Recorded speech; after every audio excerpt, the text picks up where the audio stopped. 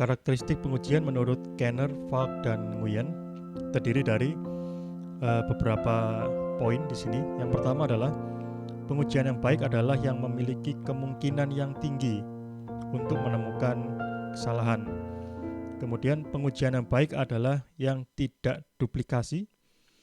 Pengujian yang baik adalah yang bisa mewakili beberapa pengujian yang memiliki kemiripan.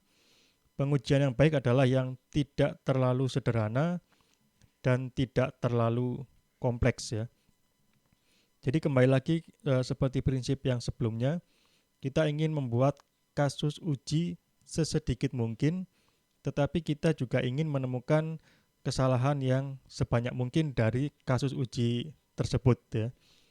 Jadi di sini kasus uji harus memiliki kemungkinan yang tinggi ya untuk menemukan kesalahan. Ini berkaitan dengan efektivitas ya.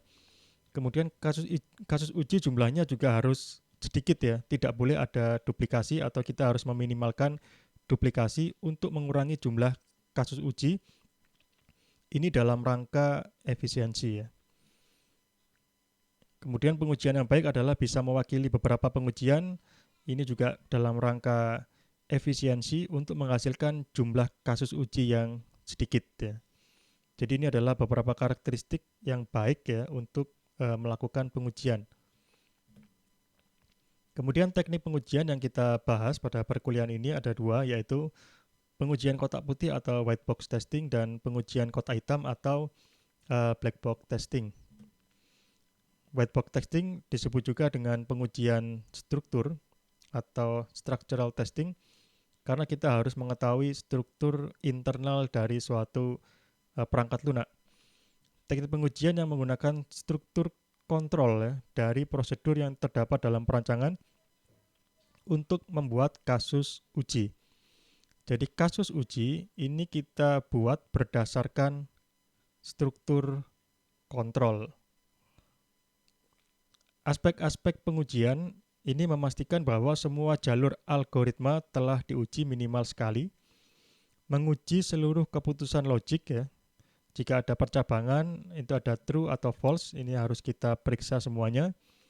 Mengeksekusi seluruh perulangan atau loop dalam batasan yang ditentukan, memvalidasi struktur data internal. Ini ada beberapa aspek pengujian dari white box testing. Jenis-jenis yang kita pelajari yang pertama adalah pengujian jalur dasar atau basis path testing, kemudian pengujian struktur kontrol atau control structure testing. Pengujian jalur dasar atau basis path testing ini adalah pengujian kotak putih yang dibuat berdasarkan ukuran tingkat kompleksitas dari algoritma hasil perancangan. Jadi kita akan mencari nilai kompleksitas dengan cara yang pertama adalah mendefinisikan flow graph ya, berdasarkan pemetaan atau mapping dari flowchart atau struktur dari algoritma. Kemudian setelah itu kita menghitung atau menentukan ukuran dari kompleksitas. Ini dikenal dengan istilah cyclomatic complexity. Kemudian berikutnya kita bisa mendefinisikan kasus uji untuk masing-masing jalur yang telah kita definisikan ya. Jadi untuk notasi sederhana dalam membuat flow graph ya. Jadi kita buat flow graph dulu. Jadi pada aplikasi kita petakan atau kita mapping ke dalam suatu flow graph. Jadi seperti ini ya. Jika dia berupa sequence ya, kode yang mengalir, maka dia seperti ini ya, lurus saja dari atas ke bawah kalau kode ya. Kemudian jika ada percabangan if ya, maka dia bentuknya menjadi seperti ini, ada yang true, ada yang false ya. Kemudian jika dia berupa looping ya, baik itu while atau until ya. Nah, di sini dia akan melakukan looping ya. Jadi mungkin dalam bahasa pemrograman ada istilah for ya. Kemudian jika dia merupakan pilihan yang banyak menggunakan case ya, bentuknya seperti ini. Jadi ini adalah membuat jalur berdasarkan struktur kontrol ya. Berdasarkan kontrolnya.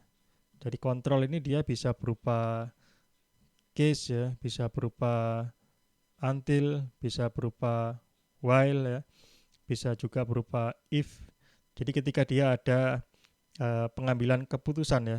Ketika dia eh, ada dua jalur yang harus dia pilih ya. Ini bisa dia ke atas atau yang ke bawah ya. Kemudian ini dia bisa lurus atau yang ke bawah. Kemudian yang ini dia bisa ada percabangan ya, dia bisa kembali lagi ke sini atau yang ke sini. Ini adalah kontrol ya, untuk mengontrol aliran dari program atau aplikasi. Proses dan keputusan yang berurutan di mapping menjadi satu node ya. Ini artinya adalah jika kita mendapati kondisi seperti ini ya, ini bisa kita ubah menjadi satu node saja ya. Cukup seperti ini saja karena ini bisa kita sederhanakan ya. Jadi keputusan yang berurutan yang berupa sequence ya, berupa sequence atau urutan ini kita bisa mapping atau petakan menjadi sebuah node saja. Kemudian setiap sisi ya, edge harus berakhir pada sebuah node walaupun tidak merepresentasikan proses apapun ya. Jadi kita tidak boleh menggambarkan sebuah sisi atau edge ya hanya seperti ini. Ini tidak boleh ya. Ini tidak boleh seperti ini, tapi kita harus memberikan dia suatu node tertentu untuk menutup ujung dari suatu sisi. Kemudian ada istilah region ya. Region ini adalah daerah yang dibatasi oleh sisi dan simpul ya. Jadi misalkan di sini kita lihat di gambar dari notasinya, ini ada daerah-daerah yang dibatasi oleh sisi dan simpul. Jadi misalkan ini ada if ya, di tengah-tengahnya ada ruangan ya, ini adalah region ini. Kemudian ini looping while, ini dia ada region di sini. Until juga sama, dia di sini ada region. Untuk case dia ada region, ini juga region. Kemudian ada satu lagi region yang di luar ya, yang di luar dari semuanya, yaitu R yang di sini ya. Dia berada di luar dari diagram secara keseluruhan ya. Ini adalah region ya. Kemudian ada istilah predicate node ya, di mana node yang merupakan kondisi ya, dia sebagai kontrol sebenarnya ya. Jadi predikat node ini dia sebagai kontrol ya. Dia bisa dua atau lebih sisi akan keluar dari predikat node. Jadi jika kita lihat di sini node yang memiliki lebih dari satu keluaran ya. Jadi ini misalkan node yang ini ya. Node yang ini dia adalah predikat node ya, karena dia masuknya satu, keluarnya bisa ke atas ya, bisa ke bawah ya.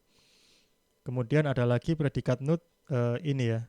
Ini juga dia predikat node ya, dia bisa lurus ke kanan atau yang jalur yang ke bawah ya.